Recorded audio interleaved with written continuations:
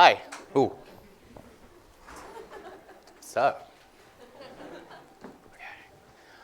My name is Tom No. I'm Asian American, born and raised in Los Angeles, California. San Gabriel Valley, Monterey Park, 626. I love the Lakers. I love rap music. Tupac is my favorite. And Stephen Chow taught me Cantonese. My parents named me after Tom Bradley, the first black mayor of Los Angeles, during the LA Raiders Super Bowl parade in 1983. Yeah, that really happened. I'm currently the head of business development for a live streaming company, but before that, I spent over 10 years of my life in the music industry. I've worked with Far East Movement, the first Asian American group to be on the Billboard charts. First, number one on the Billboard charts, I'm sorry. MC Jin, the first Asian American rapper to be signed to a major label. Dumbfoundead, a battle rap legend. Keith Ape, an underground Korean rap superstar. And a ton of other acts too. But besides managing artists, I've also helped create ISATV, which is an Asian America media platform, Cash Only, an Asian artist management company, and Jet Set LA, an Asian American events company that has done over 2,500 Asian American events in the past 10 years. So when they asked me to come here to speak today, I knew exactly what I wanted to talk about. I'm not here to talk about my career or what's on my resume. I'm here to tell you guys why I chose this path. I'm here to share with you guys the story of my self-discovery and explain to you guys the importance of understanding your identity. Now, if you guys can't tell, all the acts I've ever worked with are Asian or Asian American, right? And that wasn't a coincidence. I purposely set out to do that because my passion wasn't just music, it was bigger than that. It was about telling the story of Asian Americans. So working with these acts, my role was always, how could I market the Asian face? How could we tell the story and make it relatable to mainstream America? We would share stories, and I learned a lot from this. You know, I learned how unique and how different we were. And yes, a common thing that we were all Asian, but there was so much more to us that added to our identity. Whether it was where we grew up, what our families went through, who were our friends. And the only other common factor that we had was the same type of stereotypes that were given to us. Being an Asian in entertainment is frustrating. I've seen all my friends go through it. Whether we're talking about Emma Stone as Allison Ng in the movie Aloha, or Mickey Rooney in Breakfast at Tiffany's, or I can't promote that because it's too Asian, or it's not Asian enough. Can you try it with an accent? That all sucks. And it happens with all minorities in entertainment. But I don't blame people for eating up what the media feeds them. It's not their fault. It's what's shown to them. This is their only exposure to a culture. People are so quick to focus on the differences, but they don't accept the similarities. We like to attach specific labels to things, and we say things like, well, if you listen to rap, you're too black. Or if you like this movie, you're too white. Or if you can't hold chopsticks correctly like me, you're a bad Asian. Look, I don't hate Hollywood. It's not their fault they can't tell these stories. They don't know these stories. To them, we're still one-dimensional people. They all know what they saw in that film that one time. And that director just copied that other director, and that other director probably just knew one Asian person in his whole life. And that's why it's so important for Asian Americans to tell their story. But before you could tell your story, you need to understand it too. You need to actually do research, and you need to be self-aware of who you are. And at this point, I'm just talking to everybody in the room, okay? Whether your roots are from Asia, Europe, Africa, the Middle East, or even Native American, doesn't matter. Take some time out and learn about yourself. Figure out who you are. Learn the history of yourself and how you got here today. Embrace every label that makes up your identity. I embrace being an Asian American. That hyphen right there, really important, okay? Because Asians and Asian Americans, two different things. I'll break it down for you guys right now. Asians are born in Asia. Asian Americans are born in America. There we go. Asian Americans, most of us have never been even to Asia. I didn't go to Asia till I was 21. And this is very important for any non-Asians in here to understand. That I'm not visiting America. This is my home. This is all I know. So when someone comes and tells me, go back to where you came from, that hurts and confuses me. Because America, you may see me as an Asian, but when I go to Asia, they see me as an American. And that was a big revelation for me, because I poured out all my heart into my career so that I could have the opportunity to go to Asia, to find my roots. And when I got there, I was like, oh man, I'm not like this at all. So I shifted my focus, right? I shifted my focus. I started supporting Asian American films. Started supporting Asian American artists. I traveled to every Chinatown, Asian suburb in America. I wanted to find something familiar. And I couldn't. I would have points like Eddie Wong, when he came out with Fresh Off the Boat, right? All my friends came out and they were like, yo, that's you. He's Chinese, he likes rap, he travels, that's you. And I was excited. I went out, I read the book, and I was like, yo, this is so cool. But it's not me, though. See, he's from the east side, I'm from the west side. He's Biggie, I'm Tupac. My family story and his family story are totally different. How could we be the same? I spent most of my life trying to find someone that I could 100% relate to, and I couldn't. I'd find bits and pieces here and there, and that's all I had. So that's when I realized there's only one of you, you know? And that's the same with everybody here. We're all unique. We all take bits and pieces from everywhere. So I decided that I had to go back to where I started, back to where I grew up, back to my neighborhood. The San Gabriel Valley, the SGV, my hood. I love it, okay? So I'm going to give you guys a quick history lesson. After the Kennedy assassination, President Lyndon B. Johnson passed a bill called the Immigration and Nationality Act of 1965. This was a surge of Asian immigrants. It was changing the face of America. And San Gabriel Valley was the receiving port of this new wave. Over 500,000 Asian Americans reside in this community. This makes up one of the largest Asian American and Latino communities in the United States.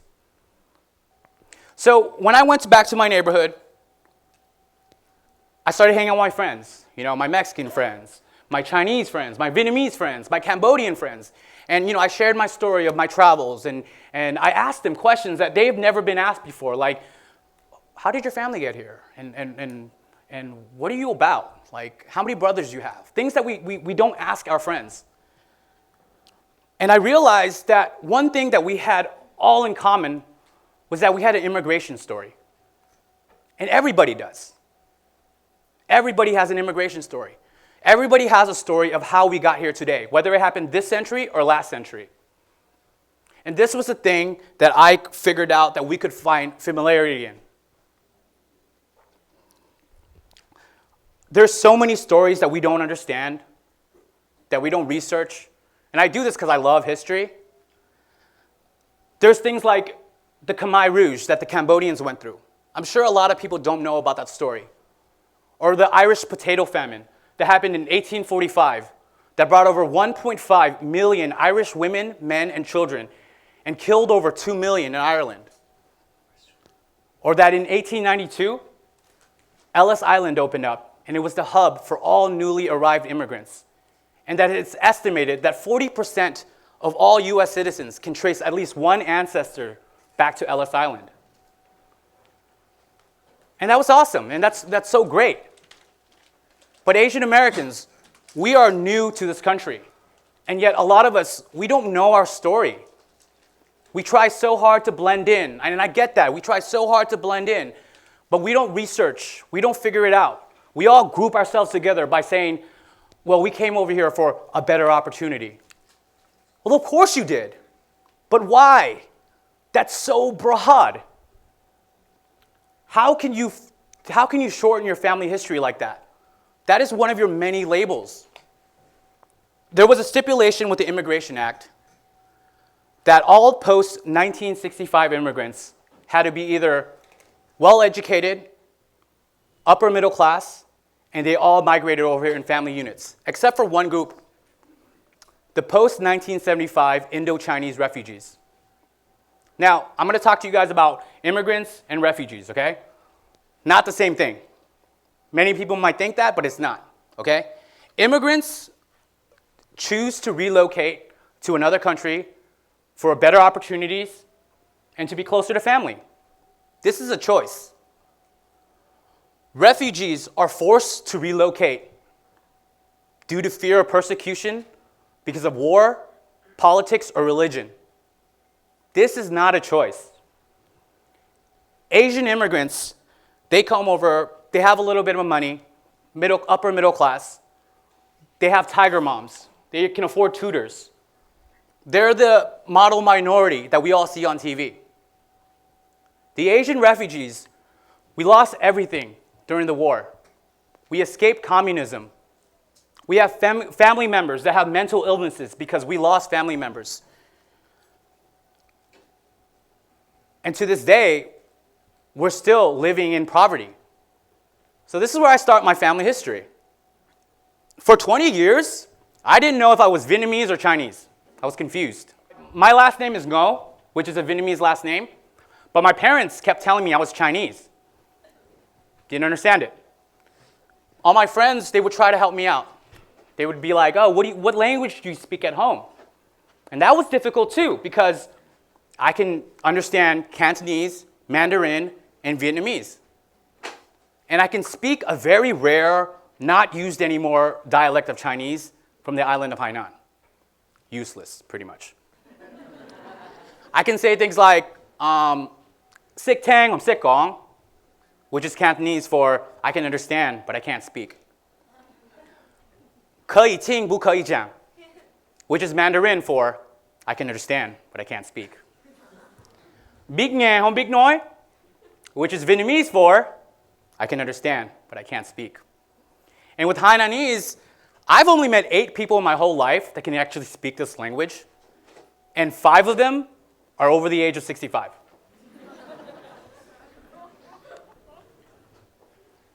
San Gabriel Valley was like a big bubble for me. From kindergarten to 6th grade, I grew up with Mexicans, Cambodians, Vietnamese, Chinese Vietnamese, immigrants, refugees. We all had parents that didn't really speak English. And essentially, English was a second language for us. So we had a hard time adjusting and getting into school culture and stuff. I remember my first day of kindergarten. It was the first month of kindergarten.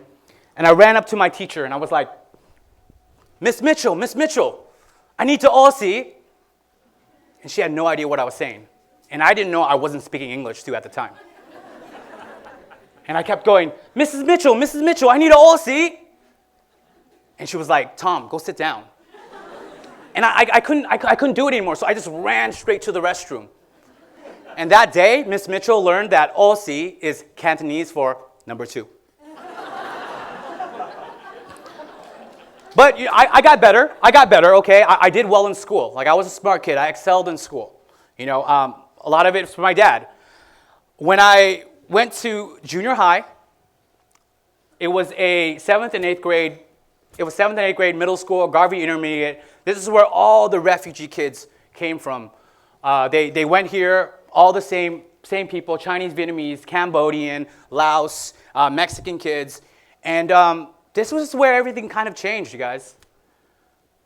I couldn't, for friends that I've had for so long, I couldn't hang out with them anymore because of our ethnicity. Asians and Mexicans, we couldn't hang out anymore.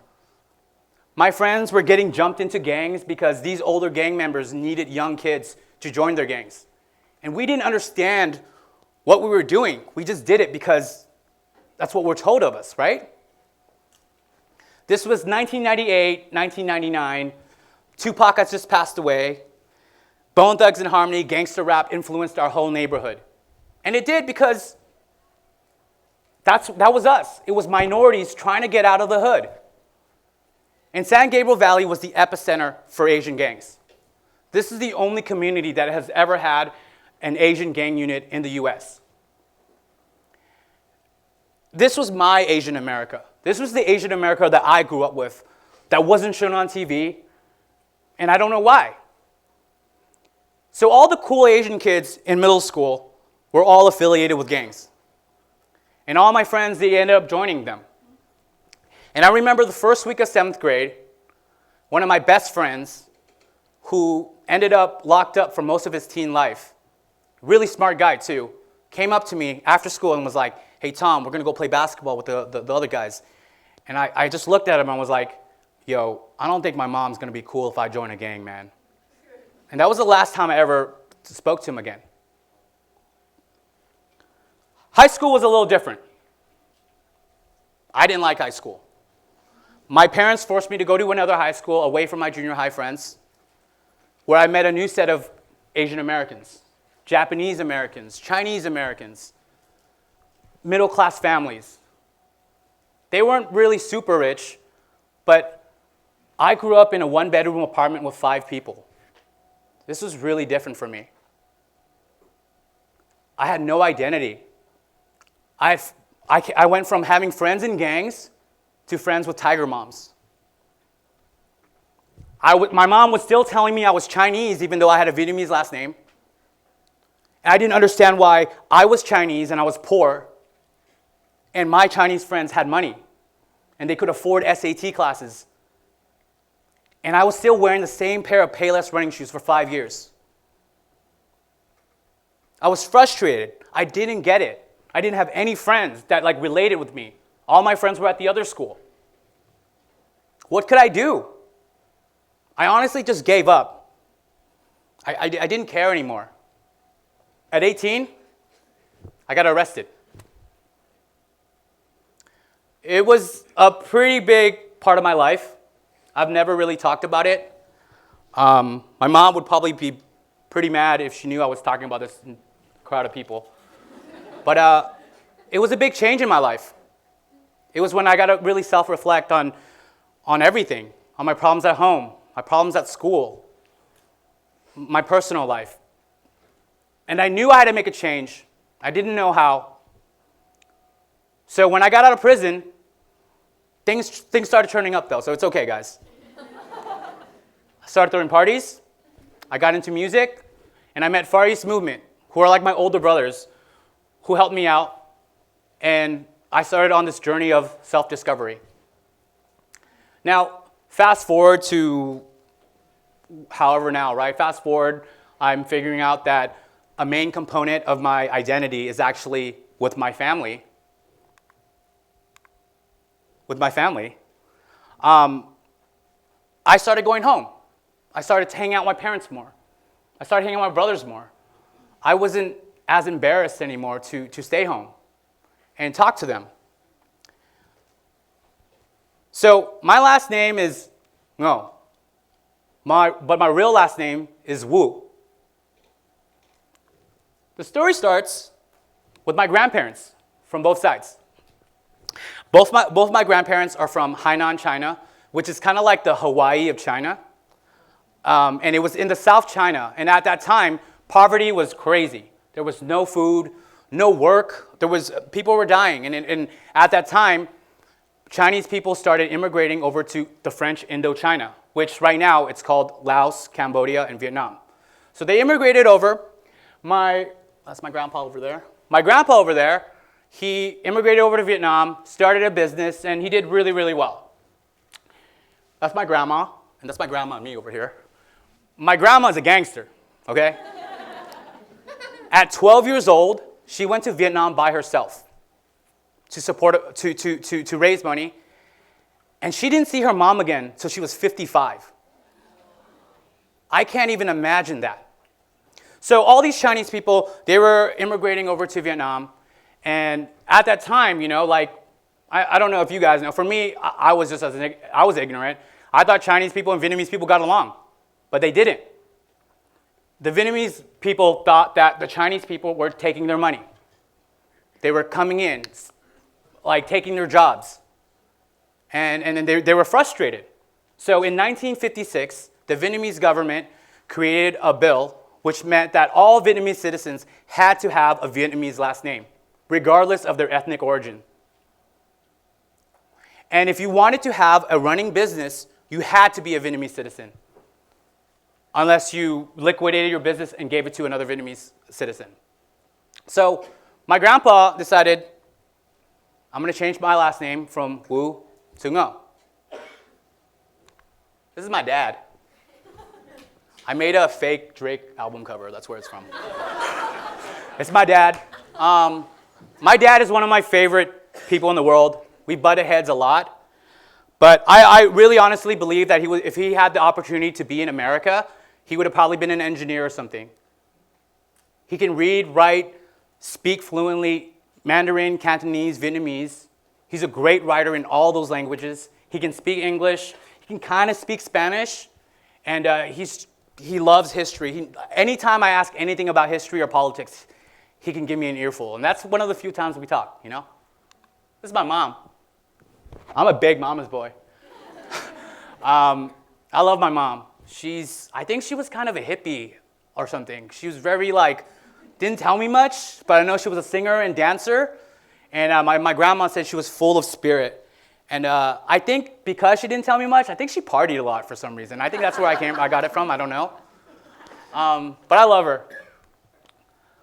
So in 1975, the fall of Saigon, communism has taken over in Vietnam. And it got even worse for Chinese people. They were being killed. Businesses were taken. And just mind you, 90% of all commerce trade during that time was owned by ethnic Chinese people. So we lost everything. Gold, money, everything. By 1978, the Chinese people decided we needed to evacuate. The Vietnamese government at the time, they were a little hesitant, but when they realized that they could charge $3,000 per person, they started exporting refugees out of Vietnam. By June 1979, refugee money was the biggest foreign exchange of Vietnam, and it surpassed the coal industry for up to $3 billion in US. They had to pay $3,000 to get on a boat, to go to a refugee camp, and there was a 50 to 70% chance that they would get lost in sea. And when I learned about that, I was like, you're telling me that it's a coin flip that I could have lost my parents.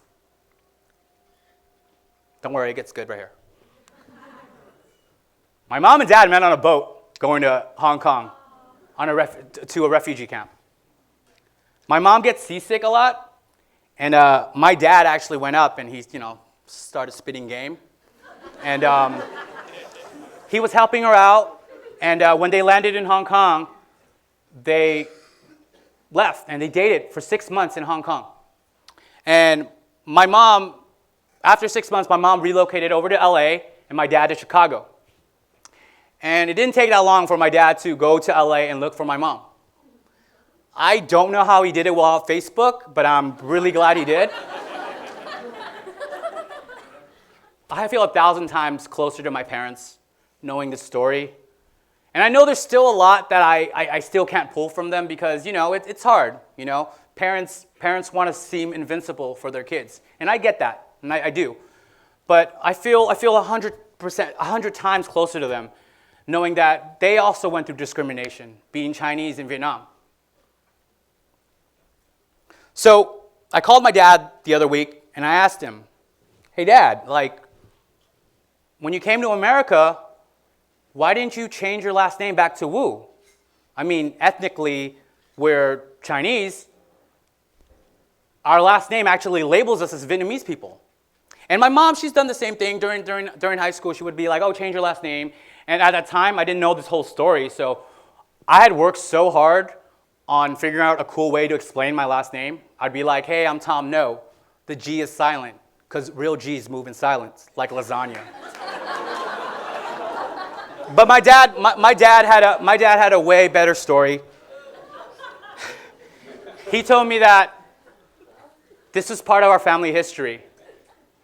This is part of our family history. He wants this last name to remind us of what our family went through. Because behind every label, there's a story.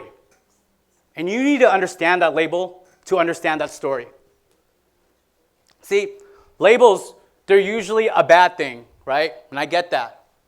But it's only because we put so much emphasis into them. They don't need to mean that much. We put so much emphasis in ethnicity and religion, but we don't think about the things we're passionate about, our family history, who we care about, the incidents that happen to us. Don't these things define us too? See, labeling is just the start. Labeling is just the start of the process of understanding something or someone better. It doesn't have to be correct. It doesn't have to be right or wrong. But it helps us. It helps us understand a little bit. We don't need to put emphasis that much into these labels. I'm not an Asian man. I'm an Asian American man. My last name is Ngo. My parents escaped Vietnam, but ethnically I'm Chinese. I'm 1,000 of labels at once, and that's okay. That's what makes me unique. That's what makes me different. I'm Tom No, and I'm Asian American.